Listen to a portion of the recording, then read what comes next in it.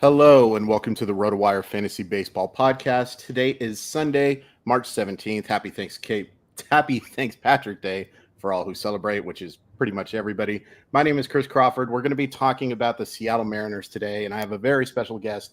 He's covered the Mariners for a long time. He currently does it for the Seattle Times. In my personal opinion, he's the best beat writer out there. He is also my nemesis, but he's okay. Ryan Divish joins the show. Ryan, first of all, thanks so much for joining.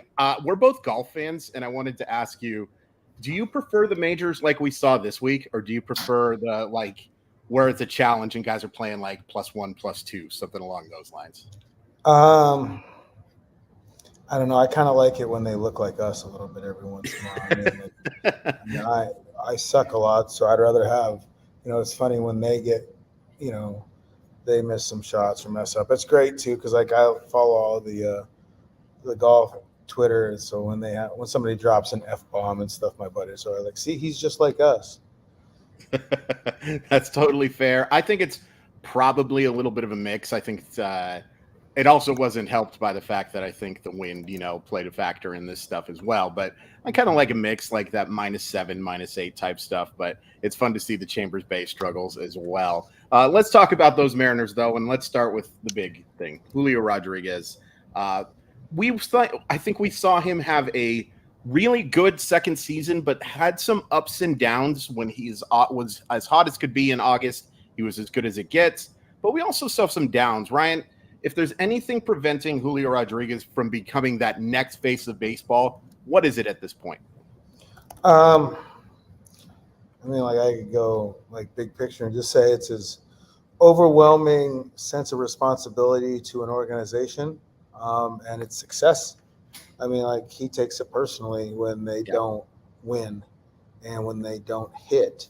And if he doesn't hit in a game that they lose by 1 run, he takes it personally. And What we saw is a guy trying to remedy the situation of a bad offense and a bad roster all by himself last season. And it just didn't work, and I think there were some external pressures too of the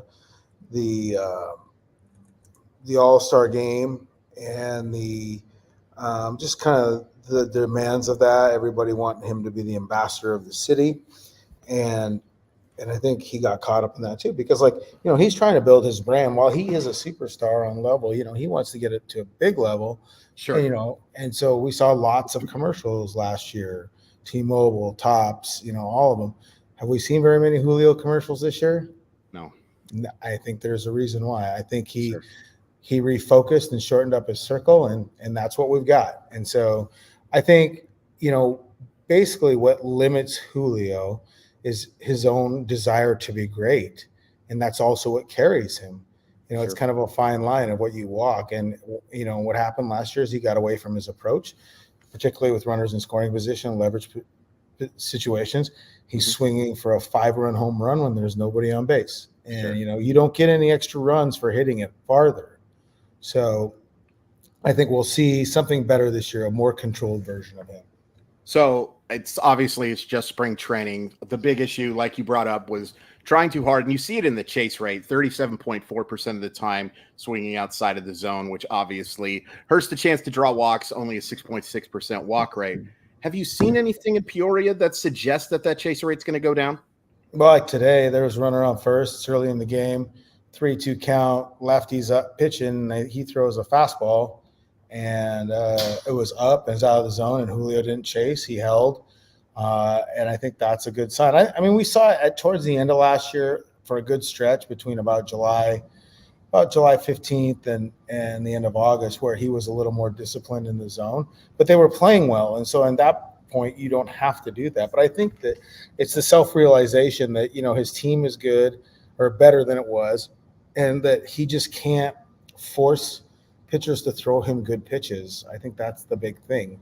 He realized that that's not going to work. And so, I think it'll be better. I've seen bits and pieces of it. He made some swing adjustments too, to the point where, he kind of squatted it really hard into his legs. But it was so different. Like it was down instead of back, and it moved his eye level and his head, and just wasn't good. And then it kind of helped him come up. And that's why we saw him kind of rolling over on ground balls. From what I've seen this year, The balls he's hitting to the left side of the field are in the air. They're not hitting grass for infield grass first. And that's a huge sign, because when he hits the ball in the air to left field, usually good things happen. He already always hits the ball to right center in the air, but it's when he pulls the ball, you want it to be in the air and not a rollover. And to not make this the entire just Julio Rodriguez podcast, but do you get the idea still, as fantasy managers, of course, the stolen base is such a big part of Julio's game. He's still going to be running as often as he was in 2022 and 2023, yeah? Yeah, I mean, he actually looks a little trimmer, like he shaved some of his body fat off even more. So instead of like a 3% body fat, maybe he's at 1%. And he takes pride in it. I think he wants to get to 40-40. I think that's a goal. And so, yeah, I think the stolen base aspect will still be there. He still has the green light at all times. Yeah, and he should, like, with that speed. And I think he gets pretty darn good jumps. Sometimes can be a little frustrating with the over-aggressiveness, but overall, a pretty darn good base runner and a lot of speed. So Julio's the big star of the team. But I think, Ryan, you would agree that the strength of this team is right now is this starting rotation. Two questions for you. One, how good is this group? And two, do Bryce Miller or Brian Wu have a chance to make this a big four instead of a big three? Yeah, this group is really special. Some people argue with me about, and I don't really argue, but some people are like, oh yeah, this isn't a top 5 rotation. I know it's a top 3 in the American League.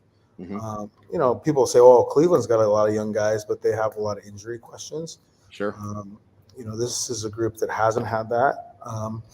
But yeah, like you have those 3 guys at the front, Luis Castillo, George Kirby, and Logan Gilbert, and they're the upper echelon kind of starters.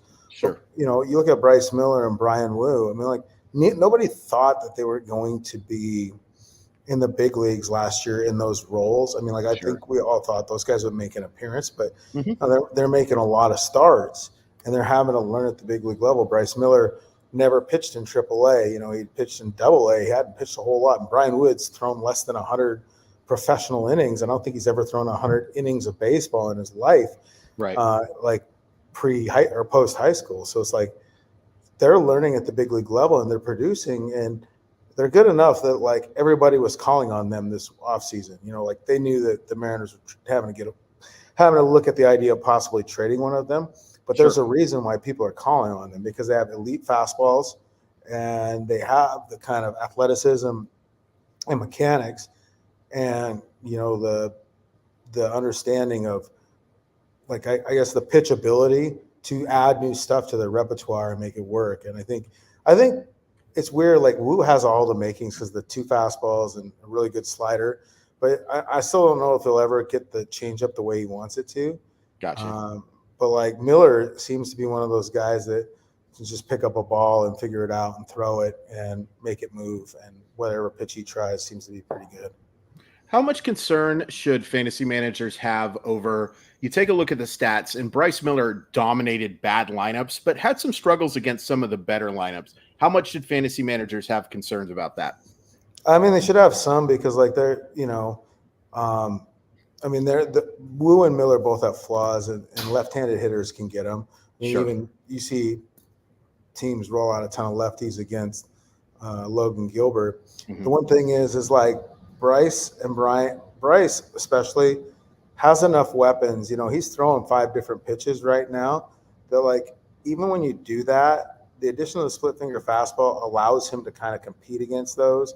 And if he gets a little more comfortable with a 2-seam, he can kind of have that to combat against lefties. So I think he's in a better position to maybe, offset, the game planning of other teams, and that could push him forward. I think with Bryce has always been, he's not the biggest guy in the world, so you wonder if he can carry the velocity through the game through a season. But I think adding these off-speed pitches and becoming better with them won't make it so much about whether it's at 97 all the time versus 94.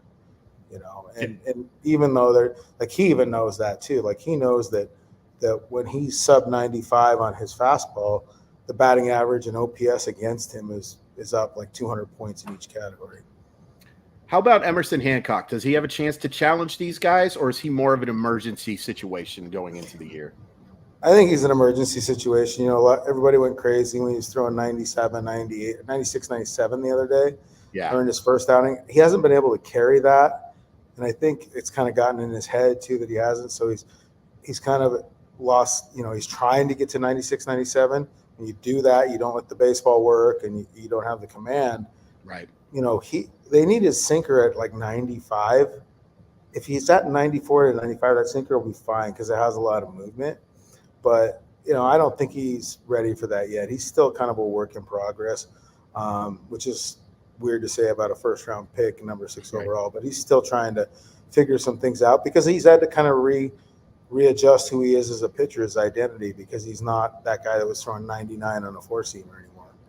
Do you think, with assuming the rotation stays healthy, and we'll get into the bullpen in the second half, but do you think he could be an arm they would look at as maybe a multi-inning reliever or even like a high leverage guy? Because we have seen in short spurts what this guy can do. I think everybody remembers him at the Future game a couple of years ago, really impressing and lighting up that lightning gun or radar gun, excuse me. Do you think that's a possibility for Hancock?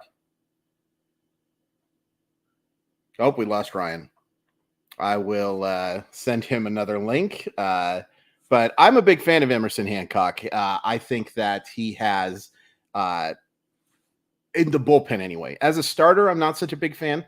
I think that his stuff just doesn't play enough to missing bats. But I do think Emerson Hancock is a guy to keep an eye on in the long term. We're going to take a quick commercial break, and hopefully we can get Ryan back. But let's, pay some bills. Fantrax is the most customizable fantasy platform in the industry, offering the greatest fantasy experience for your dynasty, keeper, redraft, and best ball leagues. Coming from another service, Fantrax makes it easy. Fantrax can import any of your current leagues and customize if needed. Fantrax offers the most in-depth player pool in the industry, including minor league players. Do you need that customizable commissioner service for your fantasy league? Fantrax offers more customization than any other platform. Waivers, categories, scoring system, schedule. They can offer custom solutions for all of that and more. And the best part of all of that, it is free. Sign up for free today and be entered to win an official MLB signed jersey from Vladimir Guerrero Jr. Simply go to fantrax.com/RotoWire and sign up today. That's fantrax.com/RotoWire. Fantrax, the home of fantasy sports. So it's officially fantasy baseball season, and it's time for MLB Best Ball on Rival Fantasy. That's right. Rival Fantasy now has Best Ball. Full season lobbies are live now until opening day with both fast and slow drafts. Then the weekly and daily drafts will be available from opening day through the end of the World Series. Best Ball is the fun way of drafting without season-long management. Enter a league, draft your squad, and the app does the rest. No need to set your lineup or make waiver moves. The highest scorer at the end of the regular season will be the winners. Invite your friends and start drafting now for the 2024 fantasy baseball season today. Sign up at joinrival.com/RotoWire for a $200 deposit match and $25 in free entries. Welcome to the future of fantasy sports. Welcome to Rival Fantasy. Hey, perfect time. And we've got Ryan back now. And we'll talk about JP Crawford, a breakout season for sure in 2023. A former top prospect, Ryan, that had shown flashes of it, but really put things together for that season. Is this kind of the best version of JP Crawford, or do you think there's more offensive upside in his bat? I don't know that there's a lot more power. I guess, as you go along, you get a little stronger, you go a little older. Maybe you understand, which pitches you can really hammer. But I don't know that he's at that point. What did he have, 22 home runs last year? Something like that, yeah. Yeah, I don't see him going much more than that. That would be a lot. And he's not a base stealer, but he's definitely a 40 doubles guy. Sure. And he's going to score some runs. That's one thing too, is he gets on base and he's got a pretty good hitter behind him. Sure. So I think, and he's a smart base runner too. So he's not doing something stupid like the days of Jose Lopez here in Seattle. Thank you very much for reminding me of Jose Lopez. Is he pretty much a lock to stick at the top of the lineup as long as he's healthy? Yeah, I can't. I still know that there's a better fit, I think Julio prefers the 2 or 3 spot. Okay. JP's their best guy there. Fair. A guy who was hitting in the 2 spot for the Mariners a lot at one point, but probably will be closer to the middle of the lineup. Ty France, who looked like he was on his way to becoming a top 5, top 10 fantasy first baseman, but has really struggled over the last year and a half, really. a lot of talk about his work at Driveline. Have you seen that in the spring training so far? And do you believe in a bounce back for Ty France in 2024? Yeah, I do. I think because like for Ty, he's kind of like he had enough pieces there. I mean, he made an all-star game, and with a strong first half, and he's always been a guy that hits and puts the ball in play. This isn't like the Brian LaHare or Daniel Vogelbach or some of these rando guys making the all-star game and you never hear him again. I mean, like Ty proved that he could be a hitter the year before that. He's hit. I think he just won from a physical standpoint. It just wasn't. He wasn't in a position to execute the swings he wanted to. He got just some lack of flexibility and size in the mid-range and the hips area. Didn't allow him to do that. And then he kind of got away from who he was. I think just going to Driveline. I mean, Driveline's not a cure-all. Everybody thinks, oh yeah, everybody's got to go to Driveline. Like there are plenty of guys that go to Driveline and never have the JP Crawford type of bounce back. I think with Ty, what they did was clean up a lot of stuff and clean up his thinking a lot. He came back trimmer, obviously, too. I think that makes a huge difference. So I think he'll have a bounce back here. Now, will he ever be like that 300 level hitter that some people were kind of predicting? Well, that's tougher to see. Sure. But I think he's going to be better, and I think he'll be, closer to the guy we saw at the first half of 21 or 22. I'm sorry, first half of 22, than what we saw at the end of last season. Because I think by the end too, like he was one of those guys who was so used to just hitting and doing his thing that when it didn't work, he really tried to do different things and got in his own head, and that was the worst aspect of it. How patient are the Mariners going to be with Ty France? Like if he gets off to a slow start, do you think they'll be looking to make – because I do know that Ty France is a pretty popular figure in the clubhouse as well, and a guy that, they like and do believe in a bounce back. But at the same time, first base, it's a position you got to be hitting at. How much patience do you think the Mariners will have with France to begin the year? Yeah, I think they'll have a pretty long leash. But, I mean, like, is there a point where, if Luke Raley is really hitting – and Dom Canzone is hitting, do they platoon Raley at first base with France and put Canzone in left field? I mean, you're already sacrificing some defense anyway, so maybe they just go with that aspect. I mean, that's not a impossibility, but it's not something that would happen in the first 50 games, I don't think. Yeah, that makes sense. I'm glad you brought up the defense because I think that's my biggest concern about the Seattle Mariner pitching staff, which I think is pretty darn good. In fact, I know they're pretty darn good, one of the most talented staffs. But I do look at a staff that generates a lot of ground balls and maybe not the best infield defense behind. Have you seen some concerns there, or do you believe that could be a concern for the staff? Yeah, it should be. I mean, if it's not, it should be. I mean, like Perry Hill is a really good infield coach, but he's not a miracle worker. Yeah, I think like the JP is still solid. He's solid up the middle, solid on the slow roller in front of him. Going to the hole, not as great, but I think you see that with a lot of shortstops anymore. I don't even know who I would consider like the elite defensive shortstop is. I mean, I haven't, I cover the American League West, so Corey Seager ain't winning that, and Jeremy Pena. So, I mean, the Angels were running David Fletcher out there for a while. So no, yeah, and they just have like their version of Nick Punto out there, the new Nick Punto. I can't remember what that little guy's name is. But no, I think like third base is an issue. Rojas and Urias are not great defenders at third. Urias had some throws today that just don't have a lot of life. He's had some shoulder issues. Right. So I think that's a problem. Polanco isn't a natural second baseman, and he's not always pretty there. But, the Mariners haven't had great defense at second base. Except for the Jose Caballero games. So, that's a problem. Like, they're not going to be great defensively. They're still solid up the middle. Julio, JP, Cal. It's on the periphery where it gets a little iffy. And you're right. Like, the part of the pitcher's success last few years is that the Mariners have been above average defensively. Right. And that's going to be an issue. It'll stand out. You'll remember the plays that aren't made, because people are kind of looking for them. Yeah, that's totally fair, especially as Seattle Mariner fans. We're definitely looking for the negative, more the positive.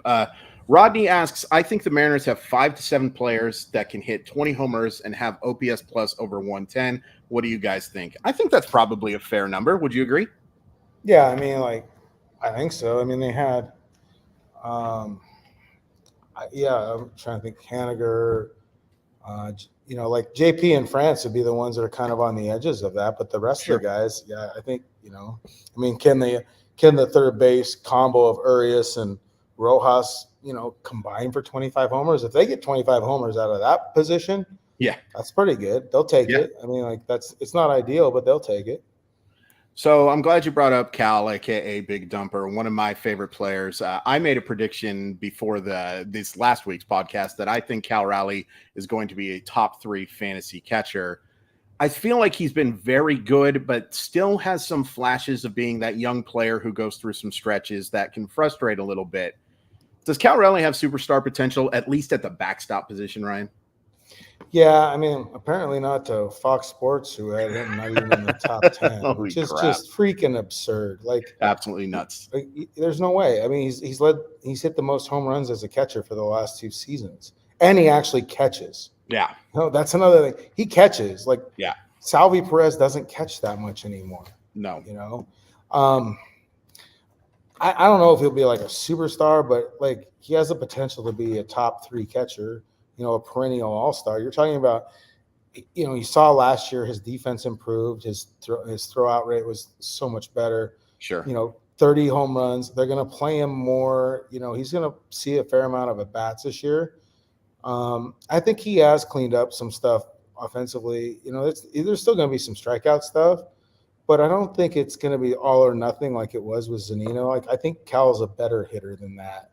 And I think, as he plays more and understands more of the game, he has a chance to be much, much better. I mean, like, it's just a matter of him being ready, him staying here, through the long haul, and then from there. I mean, like, if Cal Raleigh was playing, imagine if Cal Raleigh was playing in Yankee Stadium with his ability to loft fly balls to right field. Yeah. I mean, like, they'd be writing poems about him, It's like, but it's he's pretty good. I mean, I'm someone who's highly critical of catchers, and I've watched a lot of crap catching as a Mariners reporter. So to see a guy that is a quality hitter, a good defensive catcher who truly understands the responsibilities of the position is very, very refreshing. So I think you brought it up, but I'll ask again, just because, Tom Murphy being that lefty killer, but no longer here, it does sound like he's going to get more plate appearances against left-handed pitching in 2024. Yeah. I mean, like, if they made a point this year or this spring, so like, that's why he played today and not yesterday, is because the Diamondbacks are starting a lefty. They want him to get right-handed at bats, so he's comfortable and ready to go. Like, Zebby Zavala is not Tom Murphy in a lot of ways. And so, like, he acts, sometimes when he hits one, he acts like he's a power hitter, but he's just not. And so, I would venture to guess that Zavala plays, roughly on day games after night games, or if it's a night game with a lefty pitcher where they maybe think that Zavala won't be overwhelmed, they'll use him then. But Mariners already played Cal a lot last year, and they're going to play him a lot this year. I mean, last year, I think he started, 35 of the last 36 games or something like that. It was a crazy number. Ever since when Murphy went out, they didn't really start anybody else. No, they didn't really have anybody to start. Shout out to my boy Luis Torrens, all due respect to him, but that was not an ideal situation. But I just think Luis Torrens trying to catch Luis Castillo or Andres Munoz just isn't always ideal. And I mean, like, Munoz caught, or Torrens caught Munoz when when they're all with the Padres, but it's just not something you want to do late in games. Yeah, that totally, absolutely makes sense. The outfield situation. So it sounds like Mitch Haniger is going to get a lot of playing time in right field. It sounds like left field's going to be a battle between Dominic Canzone and Luke Raley. It seems like at least one of them is going to be out of the lineup for most of that to begin the year anyway against right-handed pitching or left-handed pitching. Canzone's played well this spring. Raley is not. How do you see this situation playing out, Ryan? I think they'll just ride the hot hand. Raley hasn't hit. I mean, I don't think that's like that means he can't hit. I just think he's just not hitting. Canzone has hit better than expected. So, like, I think, I think it's kind of – it's going to be who's ever playing well at the time, and they'll sneak at bats in for whoever, whether it's get Ty a rest day at first base or Haniger a rest day, like if there's a really tough righty on the mound, you can play one at, DH and get Garver a day off. Because, you don't want to run Mitch Garver into the ground either. Sure. You're going out of the way to make him a full-time DH, but again, like you just want to make sure that he gets 500 plate appearances, a minimum of 500 plate appearances a season. So if that means you got to sit him every once a week, then you got to do it. Yeah, that totally makes sense. If you had to draft one as a fantasy guy, Ryan, are you drafting Canzone or Raley? Oh, probably Canzone because the power quotient is pretty good, and I think he's a better overall hitter than Raley. Yeah, that makes sense. The only hesitation I'd have is I do think Raley might be able to provide double-digit stolen bases, where I don't think Canzone can reach that mark. Oh yeah, I forgot we're on a Roto podcast. So that's all right. That's all right. Canzone ain't stealing any bases now. Canzone is not stealing any bases, and that's another concern I have is the outfield defense a little bit. We talked about it with the infield, but a little bit better when you got Julio Rodriguez patrolling center. But how concerned should they be about those corner outfielders? I mean, Mitch Haniger's 33. He doesn't move like he used to. I think he was a decent outfielder. I think he works really hard at it, but works really hard. But it's just not going to be, it's not going to be what he expects or what anybody else expects at times. You get older, like that, those things happen. Raley's fine in the outfield. We haven't seen him a ton out there, little bits and pieces. Canzone is I think it's been better. But he's not Willie Mays by any means, so you take what you can get. Or your favorite, he's not Willie Stargell, so you just take what you can get. Yeah, absolutely. Let's talk about the bullpen, a unit that is a little bit banged up right now, and it seems right now that Andres Munoz kind of seems like the lock to be the closer. I think he was the lock to be that guy anyway. Of course, the Mariners will do the whole high leverage thing, but with Matt Brash injured and Gregory Santos injured, is there any reason to think Munoz isn't pitching the ninth more often than not? No. And I think he was going to be the closer more often than not, even if those guys were healthy. Sure. I think they want to control his usage a little bit more. There's so many opportunities where you just look and say, okay, because it's what happened with Brash last year, and it's what happened with Munoz late last year. It's just like you want to use them so much because you can just pick the pockets of when you want to use them in the lineup, and I think they want to be more controlled. So if you use Munoz in more of a traditional closer role, he's only going in with a one-run lead or a tie game at home. People that don't understand math, and those are the only times they're not going to. Because like before, when he was the swing guy and you were trying to, you do it by committee. Well, hell, you look and there's a couple of righties coming up and. It's the eighth inning, but Munoz pitched the day before, but you're like, okay, you just need 2 outs. Okay, we just want to find a way to get 2 outs out of it. So let's go get Munoz. Well, and you end up using them a lot more. So I think that's kind of where they're at. I mean, I don't expect Santos or Brash to be back by May 1st at the earliest because I think they want to be careful and conservative with their usage. Sure. Yeah, that's such a bummer because Matt Brash, who has some of the most electric stuff I've seen, and I'm hoping that this isn't just the delaying of the inevitable not to have surgery, but kind of feels that way. Gregory Santos had a breakout season.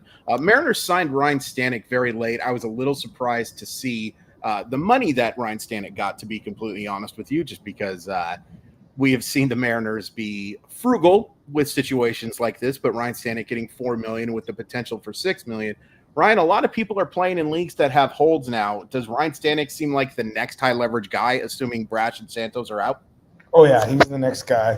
And then like Spire, it'd be Spire and Stanek and Munoz at the end. Sure. I don't even know who they would go to next.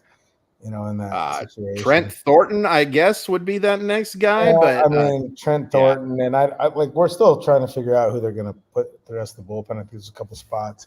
Sure. Probably Colin Snyder or and he's not a strikeout guy. Yeah.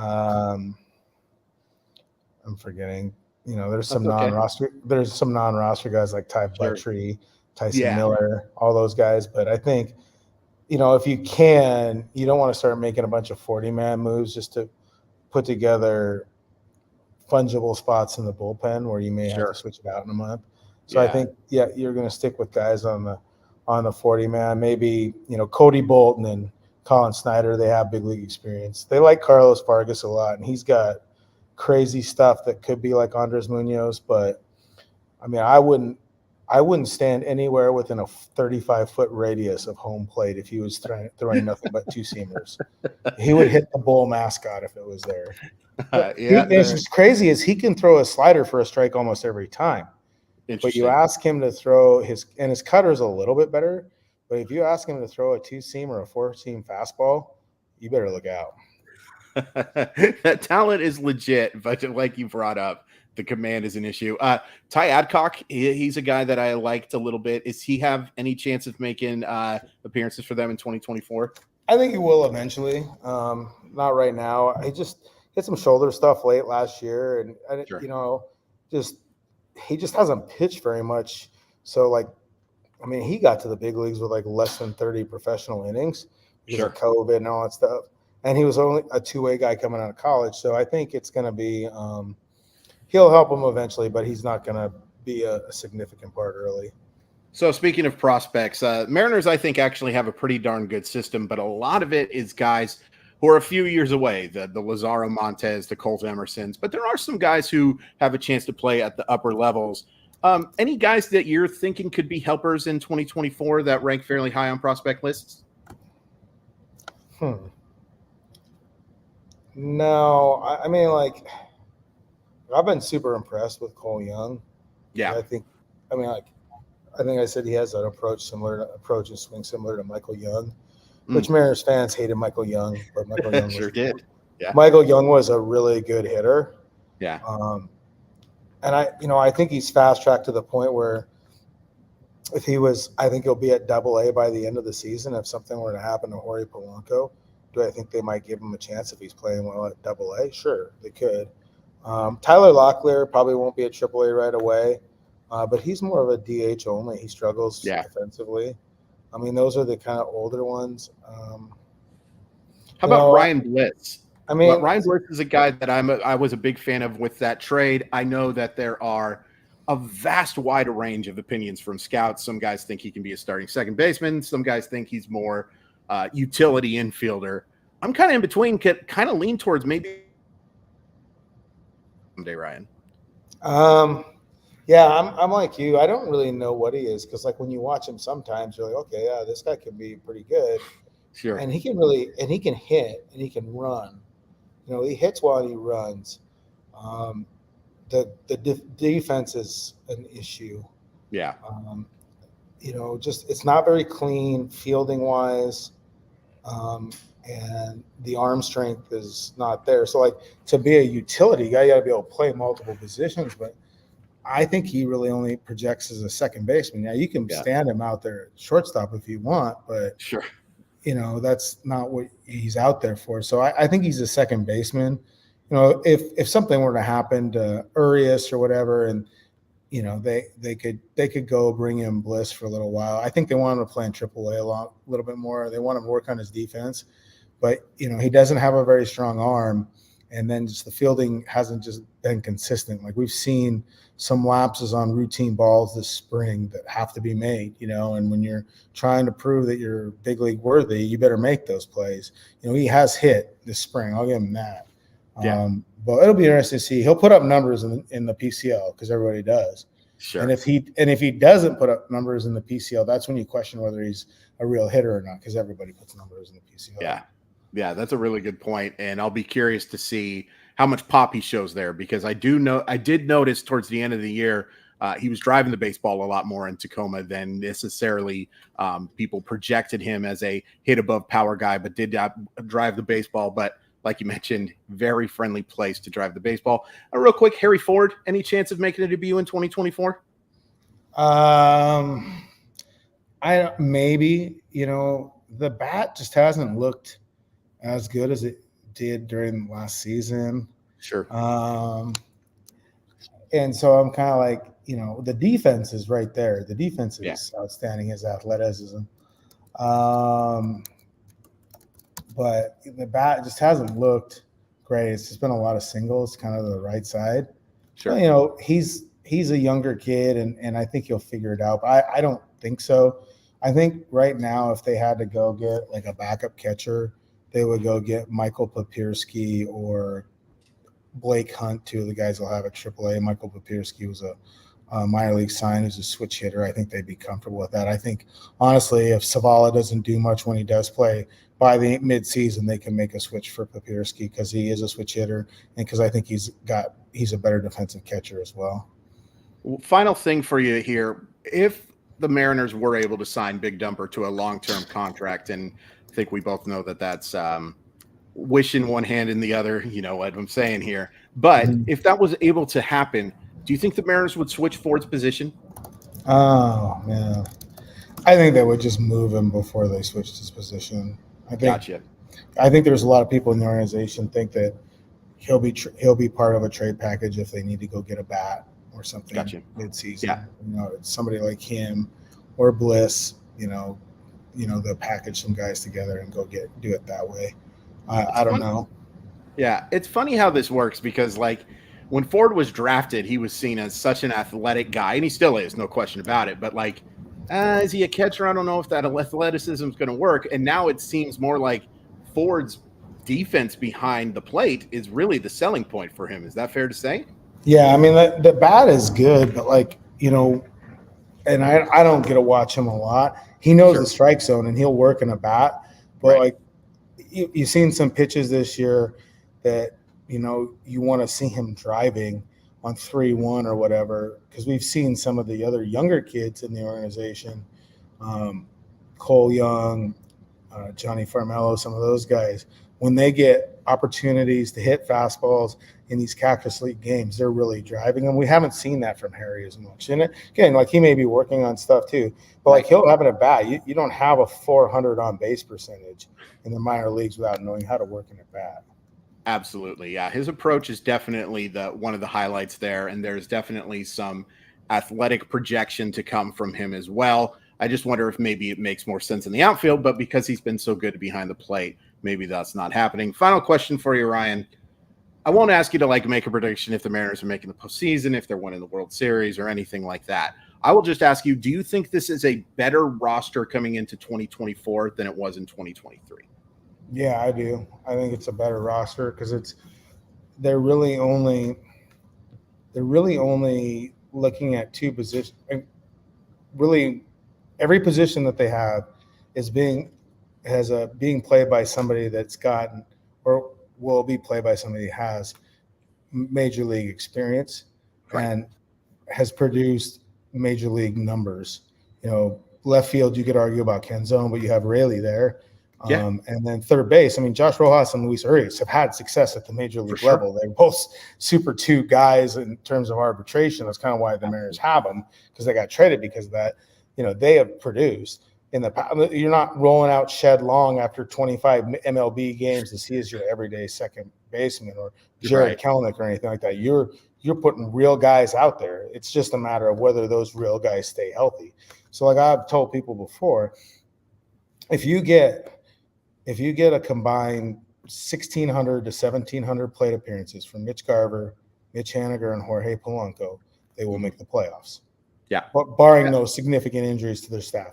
Because those guys produce, when you go back and look at their seasons, anytime they have more than 500 plate appearances, they put up real numbers. We're talking plus 120 WRC, WRC plus. I mean, like, that's, and that's not great, but that's better than what the Mariners have had at those positions as well, too. 100%. Yeah.